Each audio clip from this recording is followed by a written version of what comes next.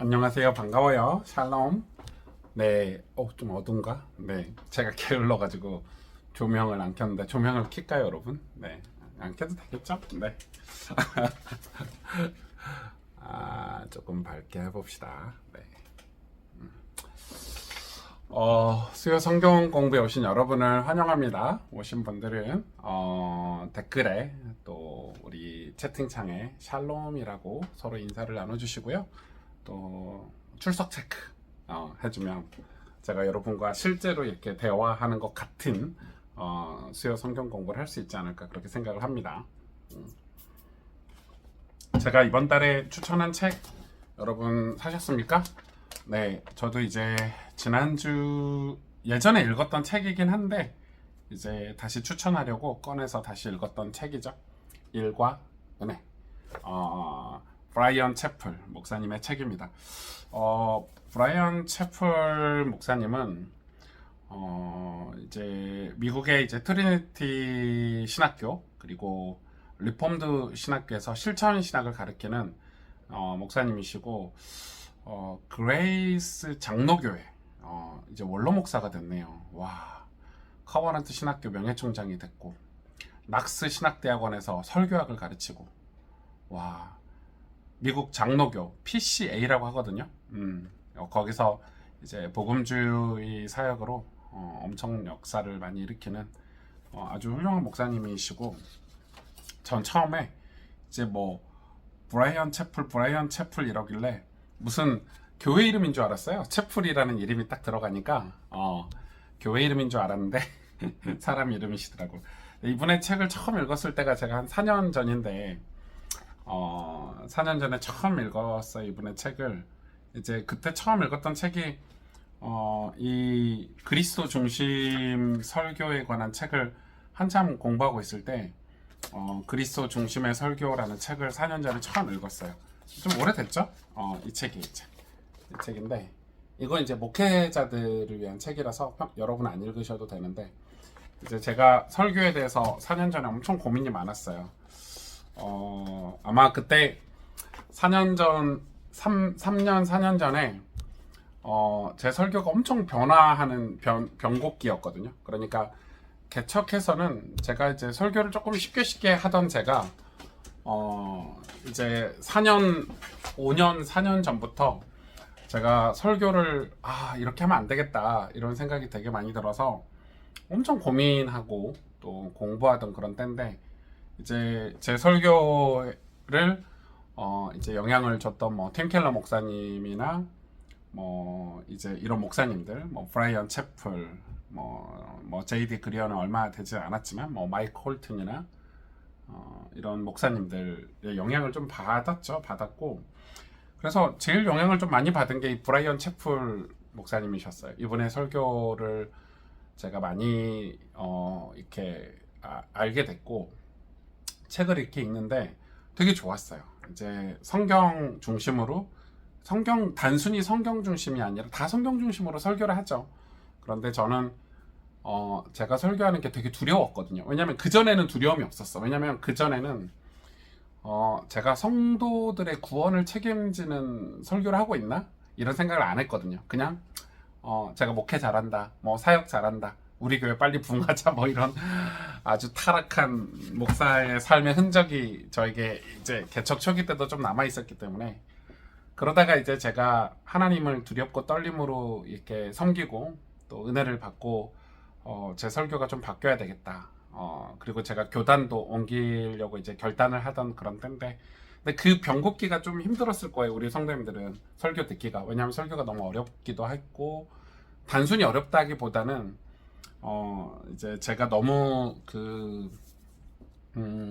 이제 강해 설교에 좀 심취해 있었던 때라서 제 의견이나 어떤 설교로 우리 성도님들의 삶을 들여다보거나 또 이 말씀을 적용하거나 이런 걸 많이 뺐었고 그래서 좀 어렵기도 했죠. 근데 저는 그게 오히려 지금의 저희 교회 성도님들이 지금 열매를 맺고 있는 그러니까 지금의 저희 교회가 생겼던 게 그때의 설교를 이겨냈던 성도님들 그때 그 설교를 우리가 듣고 맞아 하나님 성령 하나님께 기도하고 은혜 받으려고 몸부림치고 했던 것들이 지금이 아닌가 그런 생각을 해요.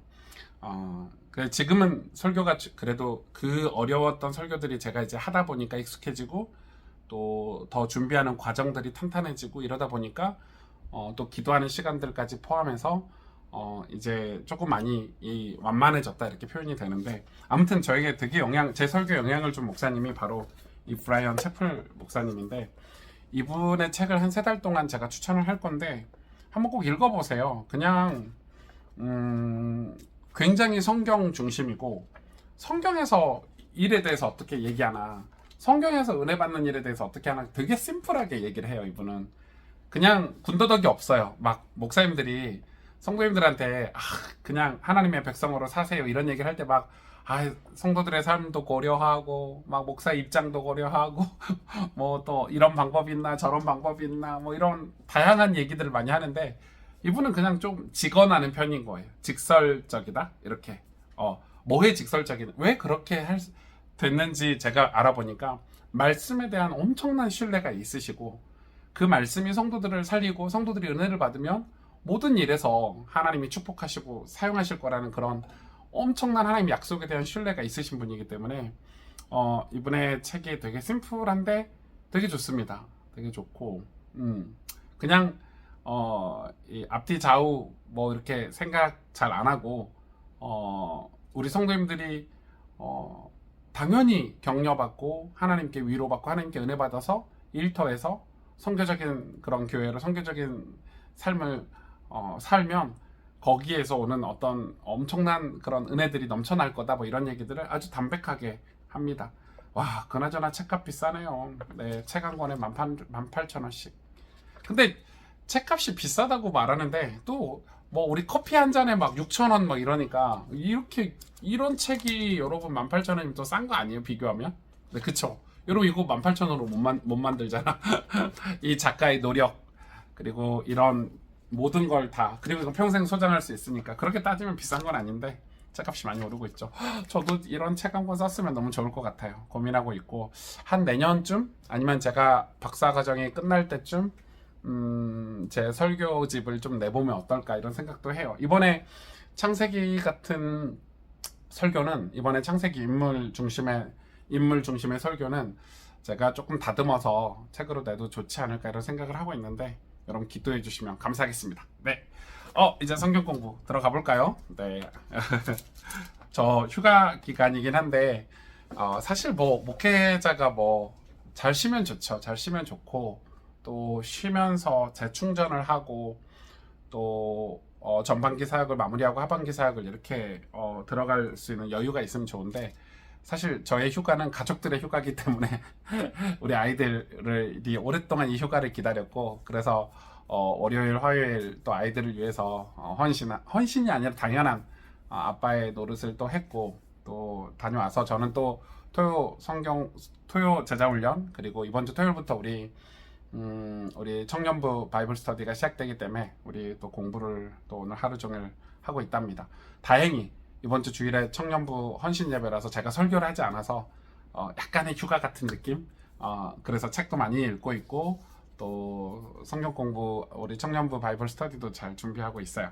그리고 새가족 교육도 있기 때문에 그런 걸 준비할 수 있는 여유가 있어서 이렇게 헌신 예배를 한 번씩 하는 거는 저한테는 되게 다른 사역들을 좀 탄탄하게 제대로 준비할 수 있는 그런 기회가 아닌가 싶어요. 또 이번 주 금요일은 또 우리 윤 전사님이 설교해 주기 때문에 제가 여유가 있어서 우리 다른 일정들을 또 탄탄하게 준비를 할 수 있지 않나 그렇게 생각합니다.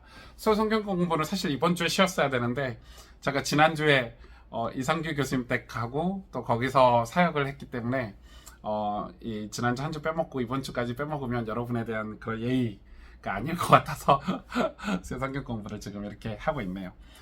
이번 주 말씀은 또 되게 정리를 좀 잘 해드려야 될 것 같아서, 여러분하고 제가 이번 주 말씀 정리를 되게 잘 해드려야 되는데, 자, 몇 가지 정리를 제가 해드릴 거예요. 그럼 여러분 사실 이번 주 말씀은 그냥 설교를 한 2-3번 정도 들어보고 본문을 읽어보면 이렇게 감이 잡혀요. 그러니까 이 본문에서 하나님이 우리에게 드러나서 하나님 우리에게 하시고자 하시는 말씀이 뭔가가 드러나는데, 이제 설교를 듣다 보면 이렇게 들리게 되는데, 이제 대다수 성도님들이 말씀이 어려운 거는 설교를 한 번만 듣고 끝나기 때문에 어려운 거예요. 여러분 회개하셔야 돼요. 주일날 설교 한 번 듣고 두 번, 세 번 안 드시는 분들은 회개하셔야 돼요. 막 10번, 20번씩 들으란 말은 아니에요. 그러나 최소한 주일날 설교가 내게 적용이 될 정도로 내게 이 주일 설교가 내 마음에 이렇게 와닿을 정도까지는 충분히 노력을 해야 돼요. 여러분, 목사가 아무리 좋은 설교를 해도 여러분이 받지 않으면, 여러분이 들으려고 애쓰거나 말씀을 통해서 하나님 뜻이 뭐지? 라고 고민하고 기도하지 않으면 그거 반쪽짜리 설교죠. 네. 또 목사도 그런 기대, 그런 성도들의 노력이 너무 좋아가지고 반응이 좋아서 저도 설교를 준비를 뭐 20시간 하던 걸 25시간 하고 더 많은 이 준비를 하고 기도를 하고 눈물로 기도해서 성령의 도우심을 받아서 좋은 설교를 여러분 할 수 있는 거라고 저는 생각해요. 그러니까 이제 설교를 충분히 듣고, 또 우리 요즘 현대 전도는 이 설교로 전도하는 거잖아요. 우리 목사님 설교가 되게 좋아. 그래서 여러분 유튜브에 와 있는 설교 영상을 가족들에게 보내주기도 하고, 또 좋아요도 눌러주시고, 그럼 누군가가 은혜가 필요하고 이 말씀이 꼭 필요한 분이 세겜 땅에 살고 있는 분들이 엘베델에 올라가고 싶은 올라가야 될 그런 분들에게 이런 설교가 전파된다면, 듣는다면 그분에게 이제 예수님을 믿을 수 있는 기회가 되고, 또 가까운 교회에 갈 수 있는 기회가 될 수도 있겠죠. 네, 그렇습니다. 여러분, 신앙은 지금 창세기 특히 야곱 설교를 하면서 몇 가지 키워드를 가지고 있어야 되는데, 첫 번째 키워드가 뭘까요? 야곱과 하나님과의 관계 속에서 첫 번째 키워드가 뭐죠? 약속이죠. 약속. 네. 하나님의 약속. 약속이 엄청 중요한 단어예요. 그러니까 지금 야곱은 속이는 자, 남을 속이고, 그 말은 뭐예요? 약속과 상관없는 사람인 거죠. 야곱은 그런 야곱의 모습을 보여주는 거예요, 성경은.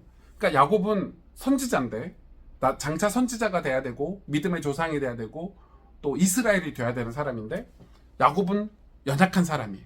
근데 여러분, 이 연약한 야곱이 남을 속이고 마마 보이고, 야곱이 장점도 많지만 늘 예배와 가까이 있었던, 하나님을 사모하고 사랑했던 야곱이기도 했지만은, 그래도 야곱 자체가 처음부터 선지자거나 처음부터 이스라엘이거나 처음부터 엘베델, 하나님의 집에 거하는 멋진 그런 믿음의 조상이 아니라 야곱은 연약한 사람이었어요. 그런데 하나님이 자꾸 야곱에게 약속해 주시는 거예요. 하나님의 약속 뭘까요, 여러분? 하나님의 약속, 야곱이 하나님을 정말 아는 일, 그리고 하나님을 알고 하나님을 믿고 하나님을 제대로 섬기는 일, 그리고 하나님을 정말 온전히 섬겨서 하나님이 약속하신 축복을 받는, 복을 받는 그런 야곱, 하나님이 함께 하시는 야곱, 그리고 결국 이스라엘이 되는 약속. 약속이 신앙생활에서 차지하는 비중이 저는 전부라고 생각해요. 여러분, 우리가 지금 예수님을 믿고 지옥에 안 가고 천국 가는 거 다 약속 때문이잖아요. 하나님 약속하셨어요. 예수님을 믿으면 예수님의 십자가 보혈로, 그 은혜로 우리가 구원을 받고, 그 예수님을 우리가 믿으면, 마음에 믿고 입으로 시인하면 우리가 의에 이른다. 우리가 요한복음 1장 12절에 그 예수님을 우리 삶에 모시고 영접하고, 요한복음에 보면은 우리가 그분과 연합할 때, 그분은 줄기고 우리가 가진 때, 그분과 접붙일 때, 그분이 내 안에 계시고 내가 그분 안에 있을 때 우리가 구원받는다. 하나님 자녀가 된다. 하나님 자녀가 된 권세를 주셨다. 우리는 하나님의 백성이다. 하나님의 기업을 물을 자가 된다. 이런 수많은 약속들 때문에, 여러분, 우리가 예수님을 믿으면 구원받는다는 것은 약속 때문에 우리가 그게 이루어지는 거잖아요, 우리에게. 여러분, 다 약속이에요. 약속. 사회도, 우리 사회도 사실은 다 약속으로 이루어졌죠. 너 공부 잘하면, 너 몇 점 맞으면 너 서울대 갈 수 있어. 다 약속이거든요. 너가 이 정도 일을 하면 이렇게 내가 대가를 줄게, 월급을 줄게. 약속이잖아요. 전부 우리 사회는 약속으로 이루어졌어요. 약속이 잘 이루어지는 나라가 좋은 나라고, 선진국이라고 저는 생각을 해요. 그렇다면 여러분, 야곱도 마찬가지죠. 그런데 지금 야곱이 계속해서 실수하는 건 뭐냐면 하나님과 약속을 잊어버리고 까먹고 아니면 정면으로 반박하는 거예요. 그게 여러분 우리의 연약함이잖아요. 우리 인간의 연약함. 저와 여러분의 모습이죠. 야곱이 결정적으로 하나님이 야곱을 계속 만나주셨고 하나님이 계속 그를 보호하시고 인도해 주셨지만 야곱이 결정적으로 간 곳은 그가 가지고 있는 두려움, 그 두려움 때문에, 누구에 대한 두려움이죠? 에서에 대한 두려움 때문에. 에서가 하나님이 이미 하나님을 에서의 마음을 다 바꿔 놓으셨잖아요. 에서의 마음을 다 눈 녹듯이 녹게 만들어 놓으셨어. 에서가 완전히 야곱을 받아들였는데 그걸 믿지 못했어. 하나님 약속을 또 믿지 못했어. 옛날 베델에서 기도하고 네가 돌아왔을 때 하나님 내가 너를 돌아오게 하겠고 아버지의 집으로 돌아오게 하겠다는 그 약속을 또 못 믿었어요. 그냥 하나님 약속을 또 깬 거야. 야곱이 또 깼는데, 그래서 야곱이 간 곳이 세겜이었어요. 세겜. 학자들마다 의견이 다르지만 기본적인 공통된 의견은 최소 세겜에서 7년을 있었는데, 여러분 그 세겜에서 야곱이 땅을 사서 집을 짓고 가축들을 위해서 집을 짓고, 그런데 베델에 올라갔다는 기록이 없어요. 예배 드렸다는 기록이 없어. 예배는 드렸어. 한 번 예배 드리고 뭐라 그랬냐면 거기서 엘렐로헤 이스라엘, 뭐 이스라엘의 하나님 이렇게 했는데 저는 그걸 예배로 보지 않아요. 왜냐면은 야곱이 그냥 그게 단 한 번이었어. 쇼였어. 그리고 하나님이 거기에 말씀으로 나타나시지도 않았고 야곱을 기뻐하지 않으셨어요. 그리고 하나님 약속 잊어버리고 산 거죠. 베델에서 고백했던 약속, 그가 야복강가에서 이 하나님과 했던 그 약속, 서원들 다 까먹고 세겜에서 또 산 거예요. 왜냐면 세겜에서 돈이 많았으니까. 야곱이 그 라반의 집에서 나올 때 돈이 많았잖아요. 재산이 많았잖아요. 그러니까 거기서 땅 사고 집 사고, 요즘으로 말하면 자녀들이 아버지가 재산이 많아서 재산이 많으면 세겜 땅 사람들이 야곱을 환대해 줬을 거 아니에요. 여러분 돈이 많으면 환대해 주잖아요, 세상이. 그런데 일이 터졌죠. 왜 일이 터졌는지를 잘 봐야 되는데, 그냥 뭐 디나 딸이 뭐 강간당하고 뭐 그걸 보복한다고 가서 죽이고 뭐 이런 거기 할례 얘기가 나오고 뭐 많은 사건이 있는데, 저는 그 본문에 대해서는 그렇게 설교하고 싶지는 않더라고요. 그 내용을 자세히 성도들과 나누고 싶지 않아. 그냥 끔찍한 그런 공백이에요. 하나님이 없었던, 하나님이 함께 하시지 않았던 그런 비극적인 공백이라고 저는 표현을 했는데, 좀 비극적인 공백이죠. 그런데 그 비극적인 공백이 그냥 있었던 게 아니에요. 성경은 밝히고 있어요. 나중에 하나님이 이제 야곱이 어디 갈 데가 없으니까 막 어딜 가야 되지, 그 비극적인 공백을 겪고 머리를 이렇게 쥐어싸고 있을 때 하나님 나타나세요. 그리고 얘기하잖아요. 베델로 올라가라. 그때 야곱이 아차고 깨어나요. 여러분 이건 하나님 은혜예요. 깨어나서 야곱이 하는 말이, 가족들을 모아놓고 우리 베델로 올라가자. 예전과 달라요. 너희 있어라, 나 혼자 올라갈게. 이게 아니야. 야 베델로 가자. 이게 아니야. 정말 진심으로 얘기하죠. 우리 베델로 올라가자. 너희에게 있는 모든 우상을 다 내려놓고 너희가 정결하고 의복을 갈아입고. 그랬더니 그 가족들이 이미 변화되지 않았던, 그러니까 그 전에는 야곱이 야복강가에서 홀로 기도하거나 뭐 하거나 해도 이 가족들에게 그런 말 한마디 없었던 야곱인데, 이제 드디어 가족들에게 얘기를 하는 거예요. 그 가족들도 그 이야기를 제가 볼 땐 처음 들은 거지. 왜? 그동안에 세겜에서 야곱의 자녀들과 가족들이 방탕하고 타락한 삶을 살았던 증거가 거기 다 나오는데, 그렇게 살았어도 야곱은 계속 묵인했거든요. 그랬더니 각자 개인의 우상, 그게 뭐예요? 드라빔. 여러분, 드라빔은 원래 하나였어요. 라헬이 라반의 집에서, 아버지 집에서 몰래 가지고 온 드라빔이 처음에는 하나였는데, 이제는 7년 동안 세겜에서 살면서 모든 가족이 개인의 우상을 다 가지고 있었어요. 그리고 귀고리. 원래 귀고리가 없었단 말이에요. 근데 이제는 귀고리가 주렁주렁, 그건 이 귀고리가 상징하는 건 제가 설교 때 얘기했으니까, 그 타락의 상징. 옷, 그들이 입고 있는 옷, 다 세겜에서 타락한, 얼마나 육신적으로 타락한 삶을 살았는지 그걸 보여주잖아요. 그걸 7년 동안 그렇게 살았던 걸, 그 우상이 퍼지고 죄가 퍼지고 타락이 퍼지는데도 야곱은 선지자의 역할을 못했던 거예요. 그걸 묵인하고 있었지. 그런데 그가 이제 베델로 올라가는 거예요. 다 내려놓고 베델로 올라가자. 베델로 올라가서 하나님 앞에, 드디어 하나님 앞에 회개하고 기도하고 예배하는데 하나님 말씀하시죠. 그 약속을 상기시키잖아요. 그를 이스라엘로 부르셨는데 그 약속도 야곱이 못 믿었거든요. 이제는 그 앞에 그 하나님 다 약속을 상기시키죠. 그랬더니 야곱이 그 베델을 엘베델이라고 해요. 엘베델. 엘 하나님 집. 하나님의 집이다. 이 진짜 하나님의 집이다. 이 베델은 정말 하나님의 집이다. 그냥 집이 아니다. 하나님의 집이다. 그러니까 하나님이 회복이 된 거예요. 내 삶에 하나님이 회복이 되는 거예요. 근데 이거는 하나님이 그러면은 하나님의 집이냐, 내가 지금 하나님의 집에 거하냐, 우리 가정이 하나님의 집이고 교회가 하나님의 집이고 하나님이 계시는 곳, 이게 이제 깨달은 건데, 여러분 그간 야곱을 인도하셨던 하나님의 방법이 뭐예요? 전부 약속이었잖아요. 약속을 주고, 이 약속은 뭐예요? 말씀이죠. 여러분 신약 성경에 와서도 약속 얘기가 계속 나와요. 바울도 계속해서 얘기해요. 선지자의 기록들. 선지자의 기록들. 구약 성경이죠. 이 약속 얘기를 계속해요.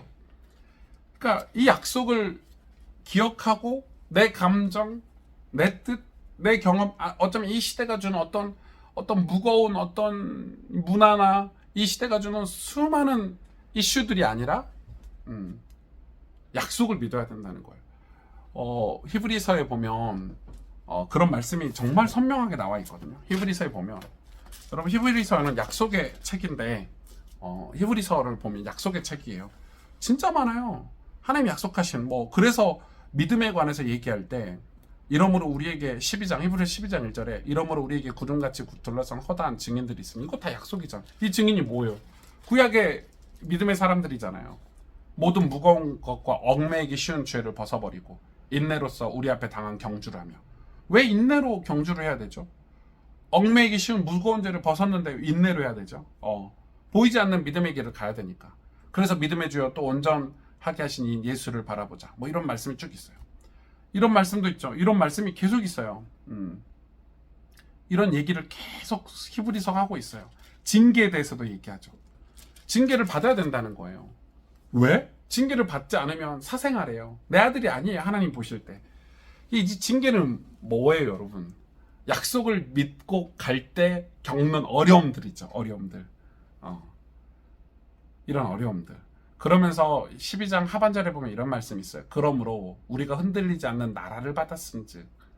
나라를 받았어요. 뭘로요? 약속으로. 흔들리지 않는 나라를 우리가 뭘로 받았어요? 약속으로 받았잖아요. 은혜를 받자. 이로 말미암아 경건함과 두려움으로 하나님을 기쁘시게 섬길지니. 그러니까 이 약속을 우리에게 주셨어, 하나님이. 그래서 은혜를 받아야 되는데 그 은혜의 결과가 뭐냐면 경건함과, 내가 경건해지는 거고 하나님을 두려워하게 되는 거예요. 은혜는 그런 효과를 만들어내. 은혜는 우리를 경건하게 만들고 하나님을 두렵게 만들어. 그래서 하나님을 기쁘시게 섬기게 만들지. 왜요? 약속을 쥐고 계신 분, 약속의 주인, 우리에게 약속해 주신 분. 우리는 약속을 못 지켜서 멸망할 수 있지만 하나님은 약속을 변치 않고 이루시는 전능하신 창조주이신 심판의 주님, 구원의 주님, 우리 하나님이시기 때문에 그 하나님을 경건함과 두려움으로 섬기게 되는 게 은혜예요. 은혜라는 건 그거예요. 그래서 여러분, 은혜는 하나님을 섬기는 거예요. 은혜 받았어 하고 끝나는 게 아니에요. 은혜 받았어, 우리 마음대로 살자.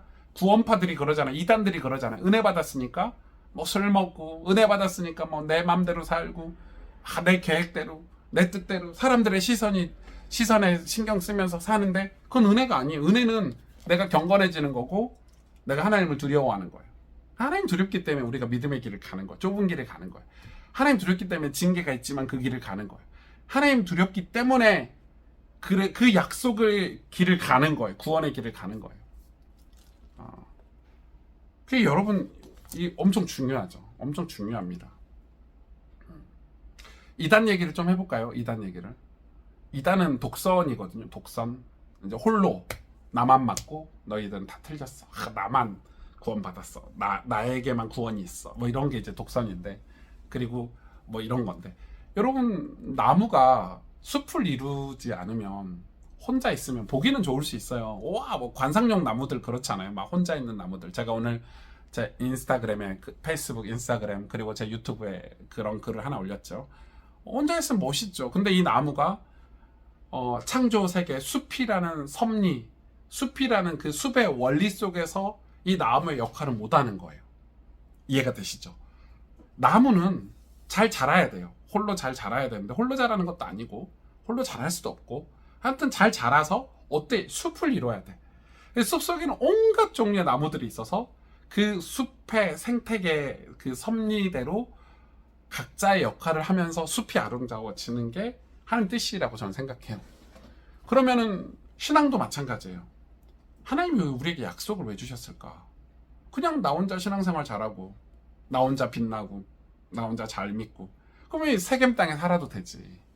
여러분 세겜 땅에 살아도 되고, 아니 라반 삼촌의 집에 있어도 되지. 거기서 부자가 되고 성공하고, 야, 우리 야곱이 칭찬받고 주변 사람들에게 베풀면서 멋지게 살아도 돼. 근데 왜 하나님은 꼭 이 아버지 집에 가라고 했을까? 왜 베델로 다시 돌아오게 하셨을까? 뭐예요? 맞아, 우리가 구속사적인 입장에서 봤을 때는 예수님이 나실 거, 메시아 이런 게 맞아. 그런데 더 있어. 그건 뭐예요? 하나님의 계획은, 하나님의 섭리는 야곱이 혼자 구원받고 라반의 집에서 잘 먹고 잘 살았다가 이야기의 끝이 아니기 때문이에요. 야곱이 이스라엘이 돼야 되고, 이 이스라엘이라는 이 하나님의 나라를 가르쳐주기 위해서, 그리고 이 하나님 나라가 이루어지기 위해서 선지자의 역할이 무엇이며, 그 하나님 나라의 선지자의 역할은 결국 예수 그리스도의 역할인데, 예수님의 죽으심과 부활하심, 십자가의 사건을 말하는 건데, 여러분 이 하나님 나라를 이루어야, 그래야 야곱의 인생은 구원이라는 것을 완성할 수 있잖아요. 그리고 야곱은 그 일에 쓰임받다가 죽는 게 가장 아름다운 가치 있는 죽음인 거예요. 그 약속을, 하나님의 약속을 이루고. 왜냐하면 하나님이 계획을 갖고 계시니까. 하나님이 당신의 우리 인류를 구원하기 위해서, 저와 여러분을 구원하기 위해서 하나님 당신의 계획을 신실하게 이행하고 계시니까. 그게 경륜이고 섭리잖아요. 그 속에서 그러니까 처음에 신앙생활을 하면 내가 열심히 하는 게 맞아요. 그게 하나님의 은혜거든요. 근데 열심히 하다 보면 나중에는 겸허해져요. 두려워진다고 하나. 경건생활 하다 보면 이제는 고개가 숙여지죠. 하나님 앞에 겸손해지게 돼. 하나님 뜻이 무엇인가? 하나님 계획이 무엇인가? 하나님 기뻐하시는 게 무엇인가? 두렵고 떨림으로 하나님 앞에 서게 돼요. 그러면 이제 처음에는 내가 막 열심히 신앙생활할 때 내 이름이 빛나고, 나 좀 바라봐 주세요, 내가 예수님을 믿었더니 이렇게 축복받았어요, 이랬던 사람들이 나중에는 이제 자기 이름이 지워지길 바라지. 왜? 내 안에 예수님이 드러나길 바라고, 하나님이 영광 받으시길 바라기 때문에. 왜냐면 그게 진짜 소망이거든. 진짜 그게 큰 소망이고 기쁨이에요. 그게 너무너무 큰 일이에요. 그래서 히브리서 기자에도 이런 말씀이 있죠. 또 약속하시는 이는 미쁘시니. 하나님 약속하셨으니까 미쁘시죠. 미쁘시단 말은 무슨 표현인가요? 약속하신 분이, 약속하시는 이는 변함이 없다, 이런 뜻이죠. 우리가 믿는 도리의 소망을 움직이지 말며 굳게 잡고 서로 돌아보아.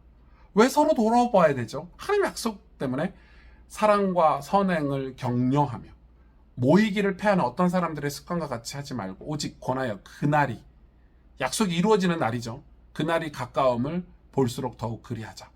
우리가 진리를 아는 지식을 받은 후 짐짓 죄를 범한 즉 다시 속죄하는 죄사가 없고 오직 무서운 마음으로 심판을 기다리는 것과 대적하는 자를 태울 맹렬한 불만 있으리라. 그러니까 보세요. 모세의 법을 폐한 자도 두세 증인으로 말미암아 불쌍히 여김을 받지 못하고 죽었거든.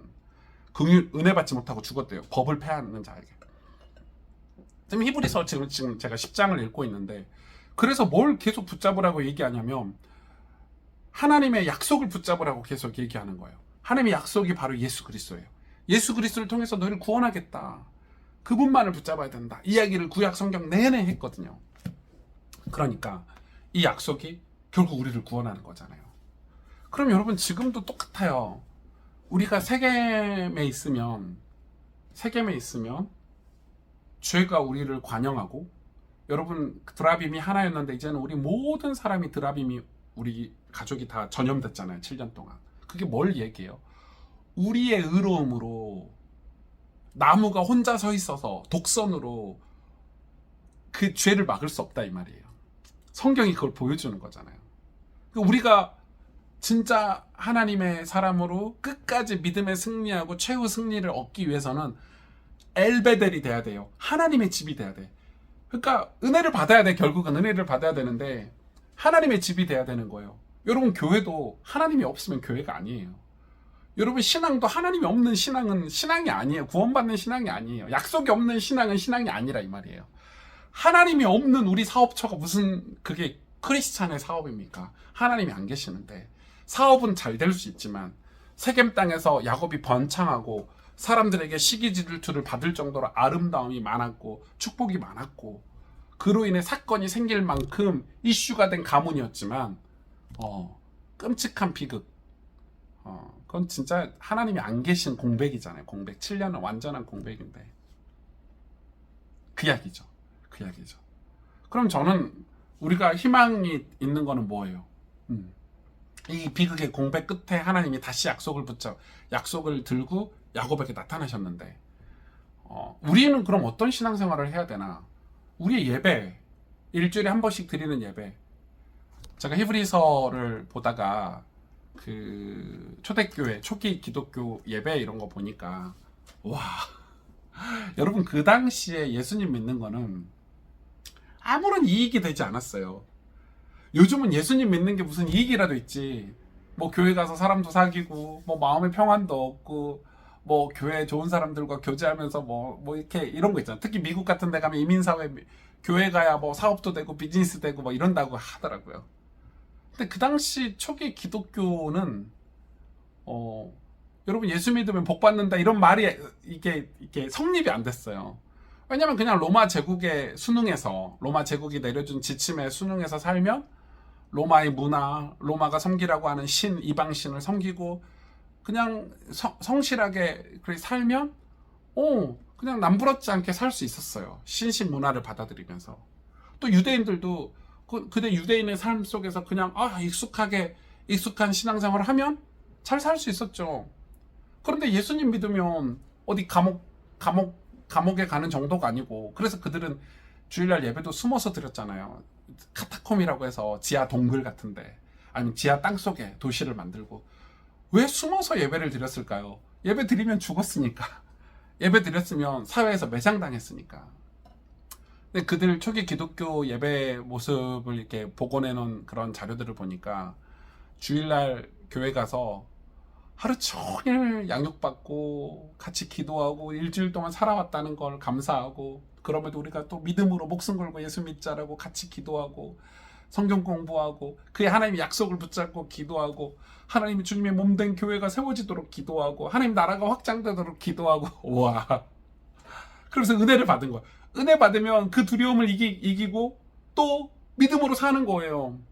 믿음으로 살다가 그거 걸리면 죽는 거잖아요. 그런 기독교가 이렇게 막 확산이 됐어요. 여러분 생각해봐요. 로마 제국에 순응해서 살거나 그냥 유대 종교로 그냥 살던 대로 살면 죽진 않고 그냥 또 떵떵거리고 살 수 있는 기회들이 훨씬 많을 텐데, 그리스도인으로 살면 아무 이득이 안 됐지만 왜 그리스도는 이렇게 예수 믿는 사람들이 늘어났을까요? 막 미어 터졌거든요. 나중에 지하 도시가 됐잖아요. 하나님 약속, 그 약속을 믿고 사는 사람들의 그 믿음이 진짜였기 때문이죠. 그냥 그걸로 끝이에요. 그 믿음을 믿고 사는 삶이 진짜면 그 삶은 변화되고, 아까 그랬죠. 히브리서 말씀에 경건해지고 두려워한다고, 하나님을. 여러분, 우리가 주변을 전도하는 것은 말로 전도하는 게 아니에요. 우리의 삶의 태도가, 자세가 경건해지거나 하나님을 두려워하면은 믿지 않는 사람도 와, 이 사람은 왜 이렇게 하나님을 두려워하지? 하나님 진짜 살아계신가 보다. 이렇게 되는 거예요. 근데 지금은 우리가 마음대로 살고 엘엘로에 이스라엘 막 이러면서 그거는 세겜 땅을 변화시키지 못해요. 세겜 땅에 동화돼서 완전히 우상에게 동화돼 버리고 사냥꾼의 올무에 걸려버렸잖아요. 여러분, 교회가 세상에서 승리하고 믿음의 사람들이 세상에서 승리하는 방법은 은혜를 받아야 돼요. 약속을 붙잡고 신앙생활 해야 되고, 그리고 은혜를 받아야 되고, 그 은혜를 진짜 받으면 내 삶이 경건해지고 하나님을 두렵고 떨림으로 하나님을 기쁘시게 섬기는 삶을 살게 돼요. 전도요, 생각 안 해도 돼요. 우리가 전도하려고 하지 않아도 전도가 돼요. 그게 교회사의 역사예요. 여러분, 구약의 역사 보세요. 하나님 앞에 선지자의 역할을 제대로 하고 회개하고 하나님 앞에 예배드렸는데 이스라엘이 살아났고요. 우상 숭배하고 뭐 우리 숫자 불리자 뭐 이러면서 막 전도하고 이랬는데 그 백성 오히려 타락했어요. 저는 이제 확실히 알겠어요. 교회가 부흥하고 교회가 우리 가족들을 전도하고 뭐 우리 가족들 뭐 하나님께 인도하자 해가지고 막 전도 프로그램 만들고 가서 복음 전하고 맞아요. 그게 필요한데 그게 먼저가 아니에요. 우리의 삶이 엘 베델이 돼야 돼요. 일어나 베델로 올라가자. 우리가 가지고 있는 우상들 다 제거하고 기골이 떼내고 하나님의 약속으로 다시 돌아가자. 아버지의 품으로 다시 돌아가자. 그래서 엘베델이 되잖아요. 그러면은 죄가 떠나요. 엘베델이 하나님이 계시는데 죄가 어떻게 같이 있을 수 있어요? 하나님을 두렵고 떨림으로 섬기는데 하나님을 기쁘시게 섬기는데 그 삶을 하나님이 어떻게 축복하지 않을 수 있어요? 그래서 35장 8절에 나오잖아요. 뭐라고 나오죠? 9절에 나오죠. 그 야곱에게 하나님이 야곱에게 다시 나타나사 하나님이 다시 야곱에게 나타나사 그에게 복을 주신다 이렇게 기록하고 있어요. 세겜에서 돌아온 야곱, 엘베델로 돌아온 야곱에게 하나님 다시 나타나서 그에게 복을 주셨대요. 그 복이 뭐예요? 하나님이 함께 하시는 삶이잖아요. 하나님이 함께 하시는 삶이 복이에요. 그 자체가 뭐 우리가 뭐 돈 많이 번다. 그건 세겜에서 돈 더 많이 벌었을 거예요. 그게 아니에요. 하나님이 함께 하셔서 그 가족들을 지켜주셨잖아요. 우상에게서 지켜주시고 죄에서 지켜주시고 멸망당하지 않게 지옥 가지 않게 지켜주시고 그게 그리스도인들의 복 아닙니까? 그게 이스라엘 아닙니까? 내가 너와 함께 하겠다. 네. 복. 네. 이번 돌아오는 주에는 장종택 목사님 설교를 듣고 목사님 설교 되게 좋거든요. 우리 청년부 헌신 예배니까 제가 설교를 안 합니다. 그 다음 주부터 이제 제가 이 야곱의 자손들을 볼 거예요. 요셉도 나오고 또 야곱의 자손들 얘기가 나오니까 그 설교를 한 몇 번 하겠죠. 네. 창세기의 인물들을 쭉 살펴보고 있는 중에 있습니다. 그래서 여러분 수요 성경 공부를 통해서 이제 주일 설교를 다시 한번 이렇게 곱씹어보고 또 여러분이 받은 은혜가 또 있을 거예요. 제가 이렇게 얘기를 하지만은 여러분이 또 뭐 어디서 은혜를 받을 수 있지 모르겠지만은 그래도 설교의 전체 큰 맥락. 그래서 우리가 우리 삶이 우리의 신앙생활이 승리할 수 있는 비결, 우리 가스펠 교회가 복받을 수 있는 비결 뭐예요? 방법이 없어요. 우리 하나님 말씀을 놓치지 않고 약속을 놓치지 않고 은혜 받는 거. 은혜는 어떻게 받아요? 예배드리고 기도하고 서로 돌아보아 격려하고 선행을 베풀고 서로 사랑하고 은혜 받는 거예요. 그게 다. 그렇게 은혜 받아야 돼요. 여러분 하나님 살아계시기 때문에 우리가 하나님 앞에 가지고 있는 그 마음, 자세, 중심 이런 거 하나님 다 아시거든요. 근데 그걸 거짓되이 하면은 은혜를 받는 게 아니에요. 하나님 다 아시잖아요. 세겜에 돌아간 야곱을 다 아시잖아요. 그래 하나님 떠나셨잖아요. 우리 마음, 우리 중심이 진짠가 하나님 은혜 받는 게. 여러분 주일날 예배 어떻게 교회 오세요? 진짠가? 여러분 애들 태워가지고 막 주일 아침부터 막 부지런히 애들 태워가지고 운전해서 교회 왔다 애들하고 막 예배 드리고 돌아가면 진이 다 빠지죠. 진이 다 빠져요. 그런데 은혜를 진짜 사모한 사람들 그 진 다 이겨내는 거예요. 그게 징계거든요. 죄에 대한 징계예요. 이겨내야 돼요. 예배 드리러 오는 거 교통이 막힌다 당연한 거 아닙니까? 그래서 집에서 편하게 인터넷으로 예배 드리는 게 예배입니까 여러분? 예배 아니에요 여러분. 당연히 주일날 교회 오면은 애들 때문에 힘들고 지치고 덥고 짜증나고 여러분 그럼 초대교회 성도들이 왜 카타콤 지하 동굴까지 들어가서 목숨 걸고 가서 예배 드렸게요? 그 자세, 마음. 여러분 베델로 올라가는 게 쉽지 않아요. 세겜이 훨씬 편하고 굳이 베델로 올라가가지고 우상 다 버리고 귀고리 다 떼내고 베델까지 올라가가지고 거기 아무것도 없는 곳에 가가지고 거기서 뭐 약속 하나 믿고 그런데 그게 아니에요. 하나님이 야곱에게 다시 나타나서 복을 주셨대요. 여러분 마음과 생각이 지금 은혜를 받고 있냐 안 받고 있냐 엄청난 차이가 커요. 하나님 은혜 받는 거 은혜 받으셔야 돼요. 은혜가 막 전염돼야 돼요. 은혜가 전염돼야 돼요. 우리 교회 안에 막 은혜가 나눠지고 여러분 나눔터마다 여러분 소그룹마다 그리고 여러분 부서마다 은혜가 막 철철 넘칠 수 있으면 좋겠어요. 근데 이 은혜가 뭐냐는 거예요. 이 은혜가 내 경건함과 하나님 두렵고 떨림으로 하나님 섬기는 거라니까. 이게 은혜라니까. 말씀과 기도로 거룩해지는 거예요. 그래서 이 은혜가 진짜, 이 은혜가 바라보고 있는 것은 뭐예요? 하나님 약속이 이루어지는 거예요. 여러분 약속이 이루어져야 여러분 가정도 구원받고 여러분 인생도 변화되고 하나님 복 주실 거 아닙니까? 정말 예수 믿는, 정말 예수 생명이 우리 안에, 예수님의 그 생명이, 영생이 우리 안에 들어오는 거잖아요. 약속은. 그 약속이 이루어지는 거는 은혜 아니고는 불가능한 일이에요. 절대 불가능합니다. 여러분이 억만금을 갖고 있고 잔머리를 써서 뭐 사람들에게 잘 보이고 뭐 헌금도 많이 하고 뭐 별 사역을 다 해도 은혜 아니면 구원 못 받아요. 여러분 제 말이 맞잖아요. 제 말이 아니고 성경의 말씀이 맞잖아요. 은혜 없이 어떻게 구원을 받아요? 은혜가 아닌데 어떻게 그걸 구원이라고 말할 수 있어요? 그건 종교지, 뭐 이 집단이지, 뭐 있고. 이 세겜에서는 은혜를 못 받아요. 세겜은 이미 이 야곱이 하나님 약속과 반대로 갔기 때문에 아버지 집으로 안 가고 에서를 피해서 반대로 갔지 않습니까? 세겜으로. 자기가 거기서 아무리 예배드리고 엘렐로에 이스라엘이라고 하고 막 예배드리고 막 아이들을 가리키고 해도 소용이 없는 거예요. 이미 죄가 이겨요. 왜? 하나님 떠났기 때문에 죄를 이길 수가 없는 거예요. 죄는 하나님이 함께 하셔야 이길 수 있는 거거든요.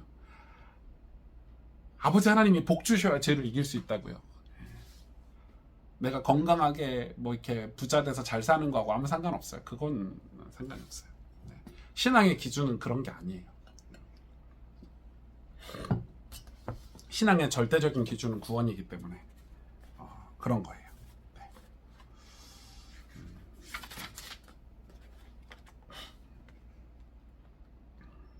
정말 그래요. 정말 그래요. 저는 그렇게 생각해요. 우리 어떤 분들이 그런 얘기 하더라고요. 그리스도인들이 이제 요즘 정치 참여 이런 게 요즘 우리나라에 좀 많죠. 교회마다. 그리고 사회 변화시키는 그리스도인. 저 맞아요. 다 맞는 얘기예요. 그런 선교적 교회를 저희 교회도 추방을 해요. 그러나 본질을 얘기하자면 그건 아니에요. 예. 본질을 얘기하자면 우리는 조금 다른 얘기를 해야 돼요. 제가 시편의 말씀 하나를 오늘 이야기하고 여러분하고 좀 나누려고 하는데, 시편 137편 1절에 우리가 바벨론의 여러 강변 거기에 앉아서 시온을 기억하며 울었도다, 이런 기억이 있어요. 저는 이 한 절이 구약의 핵심이라고 생각해요. 우리가 바벨론의 여러 강변. 바벨론의 강변은 뭐예요? 이스라엘 백성들이 죄로 인해서 다 포로로 잡혀간 거예요. 바벨론에 포로로 잡혀갔어요. 잡혀갔는데 성경에 보면 이스라엘 백성이 포로로 잡혀갈 때 바벨론 사람들이 그들에게 기쁨의 노래를 부르라고 명령했다고 기록돼 있어요. 그런데 시편 기자는 기쁨의 노래를 부르라고 하지 않고 우리가 바벨론의 여러 강변 거기 앉아서 시온을 기억하며 울었다 기록해요. 어떻게 포로로 잡혀가는데 기쁨의 노래를 부를 수 있어요? 바벨론에 가면 더 부자가 될 수도 있죠. 바벨론의 문화가 압도적이니까. 우상을 섬기면 더 잘 살 수 있죠. 그런데 이스라엘 백성들은, 이 시편 기자는 믿음의 사람들이 여러 강변에 앉아서 포로로 끌려갔다는 말이에요. 시온을 기억하며. 시온이 뭐예요? 하나님 약속이잖아요. 하나님 약속이잖아요. 내가 너와 함께 하겠다. 내가 너에게 임재하겠다. 내가 예수 그리스도를 보내겠다라는 약속인데 시온을 기억하며 울었다고 기록하고 있어요. 아마도 이 교회에 모인 성도들, 그러니까 우리 가스펠 교회에 모인 성도들보다 그런 눈물의 역사를 더 잘 기억하는 분은 없을 것 같아요. 여러분, 우리 교회가 보통 교회는 아니잖아요. 저하고 함께 개척해서 진짜 맨땅 헤딩했거든요. 서울에서 맨땅, 돈 한 푼 없었습니다. 제가 뭐 목사 아들도 아니고 장로 아들도 아니고 뭐 저를 후원해주는 교회가 있는 것도 아니고 저는 이 교단을 나오려고 개척을 했기 때문에 진짜 맨땅 헤딩해서, 저희 처음 모인 분들이 돈이 많은 분들도 아니었어요. 뭐 장로님이 계신 것도 아니었고, 뭐 기업가가 저를 뭐 도와줘서, 뭐 한간에는 뭐 개척 초기에 뭐 제 처남이 뭐 돈을 대줘서 교회를 개척했다, 이런 제 처남이 도와준다고 말은 했지만 좋은 마음으로 제가 그것도 거절했고, 그냥 우리 교회 성도들이 서로 십시일반 모아서 헌금해서 장소를 얻고, 또 우리가 모여서 뭐 한 게 없잖아요. 예배드리고 기도하고 회개하고 성경 공부하고. 그러다가 우리가 교단이 좀 타락하고 문제가 있으니까 교단을 옮겼잖아요. 우리 모든 성도들과 함께 의논을 나눠서, 제가 독단적으로 한 것도 아니고, 뭐 그 와중에 이탈한 분들도 있었지만 안타깝게 진짜 어려운 시기를 거쳐왔던 것 같아요. 그리고 여러분이 기도해 주셔서 오승조 목사도 점차 변화되고, 예전엔 놀기 좋아하고 뭐 싸돌아다니기 좋아하고 이런 목사가 이제는 일주일 내내 목양실에 앉아서 눈물로 기도하고 설교 준비하고, 그것도 부족해서 이제 학교를 다니고. 제가 진짜 많이 변했어요, 지금 생각해도. 우리가 시온을 기억하며 울었잖아요. 그걸 여러분, 우리 교회 성도님들만큼 이걸 이해하고 이해하는 분이 계실까요? 여러분, 이런 눈물의 기도가 하나님 다시, 그게 희망이잖아요. 그게 전 소망이라고 생각해요. 저는 왜 이런 일들을 이렇게 하게 되냐면, 제가 불신자 때, 예수님 믿었을 때 저는 천국이 진짜 믿어졌거든요.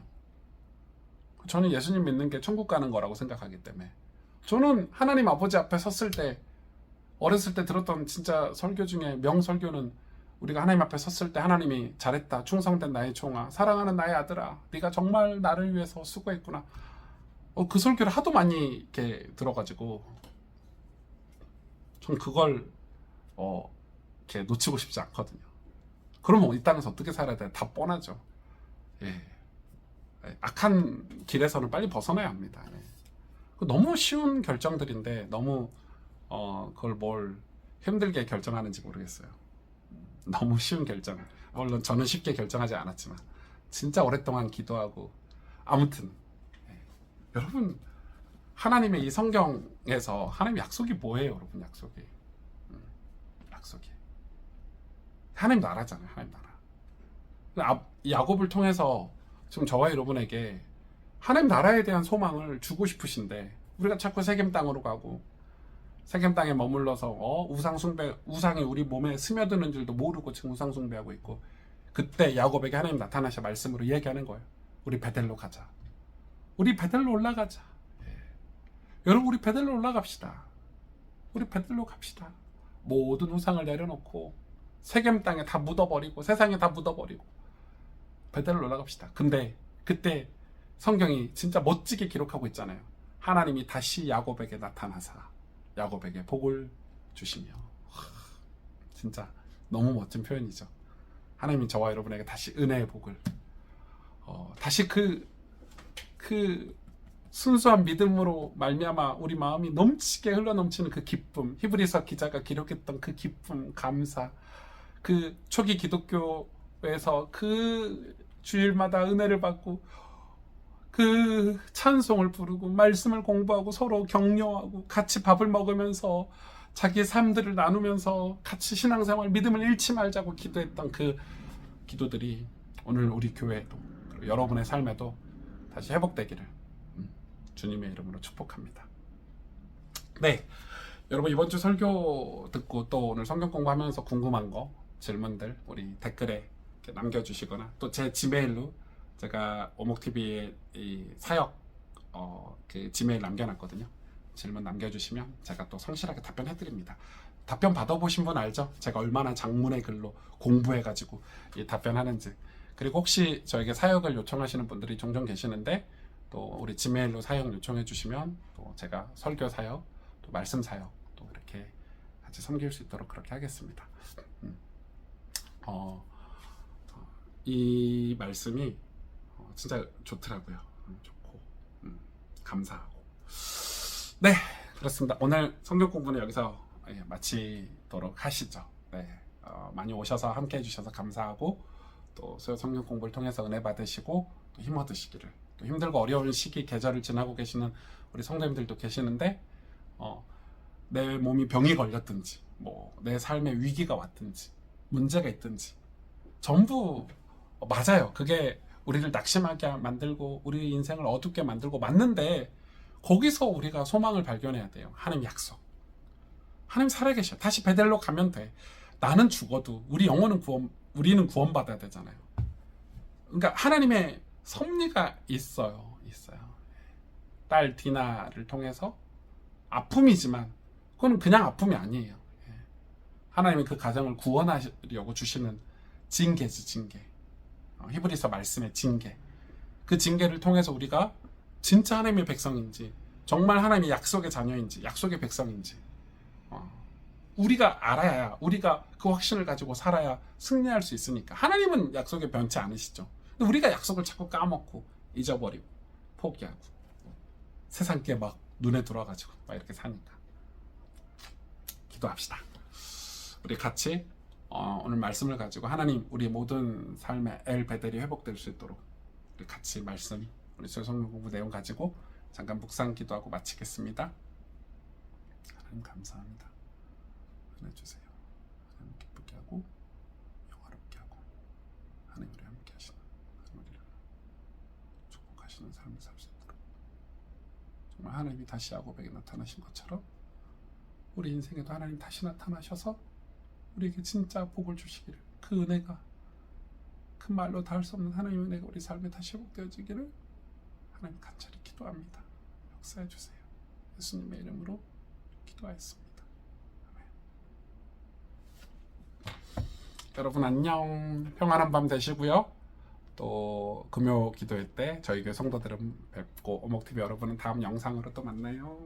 좋아요, 구독하기, 또 알람 설정도 해놓으시면 제가 영상 올리거나 글 같은 거 올릴 때, 믿음의 글을 올릴 때 여러분이 쉽게 확인하고 받아보실 수 있어요.